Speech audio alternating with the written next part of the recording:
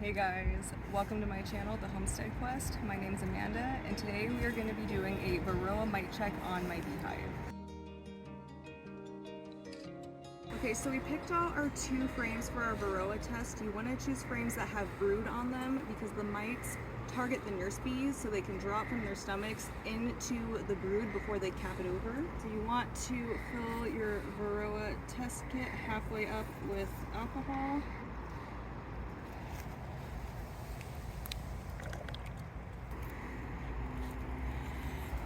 As you can see, this frame has uncapped brood.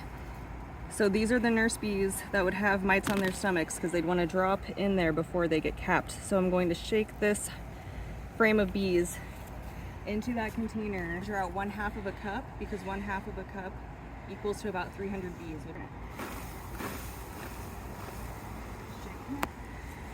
This one has brood as well.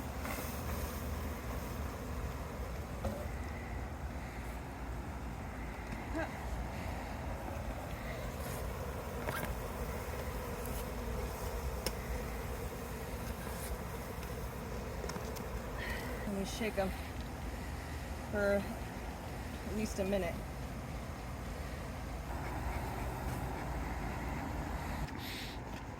There it is.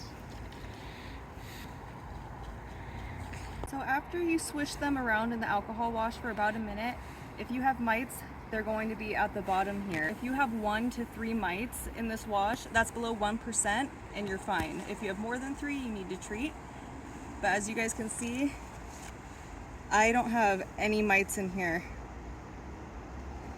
And I've taken the class, I've seen mites, I've seen the test done, and I don't see any mites in this test, which is very, very good. That could attribute to the fact that I lost my queen for a couple of weeks and there was a virgin queen running around. So there was a couple weeks where there was no brood for mites to feed on anyways. So that could be a big part of why I don't see any mites on here at all. So that's great. My hive doesn't have Varroa mites, or at least it doesn't have a surplus of Varroa mites, because most hives have at least a little bit. It's just if the population gets out of control.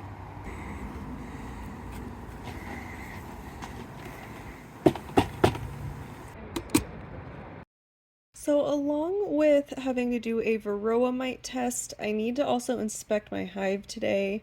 This is the first hive inspection where I have my second deep on. So just going through this top deep, I can tell that the worker bees are busy. They are drawing out comb very, very rapidly, which is very good. The deeper I get into the hive, the more defined the drawn out comb is. Here I'm just doing a little bit of cleanup. And on this frame, I noticed a bunch of eggs. So I looked out for the queen, and there she was on that frame, busy at work laying eggs. She's so pretty. I named her June because she was born in June. She is a superseded queen, and she's doing a great job. And in this last frame, more eggs and more drawn out comb. So now on to the first deep. Here is some pure honeycomb on both sides. This frame has had a hatch out recently. Same with that one, hatch out and then capped brood there. More capped brood on that frame. Oh, look at all of those bees. This hive is so healthy. And on this frame, capped brood and a hatch out. That bottom left corner was drone cells. And that last frame had pollen and eggs.